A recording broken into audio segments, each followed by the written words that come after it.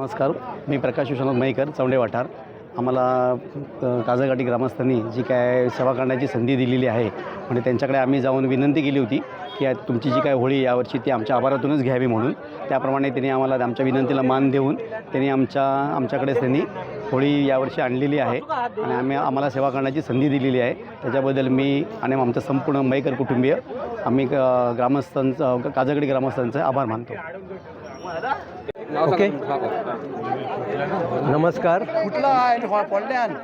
नमस्कार, मी राजाराम प्रभू या गावचा मानकरी. ही जी पालखी दिसते या पालखीमध्ये 3 देवी बसलेल्या आहेत. एक महालक्ष्मी, महाकाली आणि व्याघ्रंबरी. या देवींचे जो शिमगोत्सव आहे हा त्रयोदशीचा असतो. त्याप्रमाणे यावर्षी द्वादशीला आम्ही होळी तोडतो. प्रथेप्रमाणे काही भक्तजण येतात मीटिंगच्या वेळेला आणि इच्छा व्यक्त करतात की आमच्या आगारामध्ये होळी तोडावी. त्याप्रमाणे हे मयेकर साहेब येऊन गेले, गावाने मान्यता दिली आणि त्याप्रमाणे इथे आम्ही होळी तोडलेली आहे. आता इथून ही होळी काजळघाटी येथे नेऊन उद्या काजळघाटीवरून देवळाजवळ येईल. शिमगोत्सव तिथे होळी उभी केली जाईल आणि ती झाल्यानंतर पंचक्रोशीतले लोक सगळे तिथे येत असतात.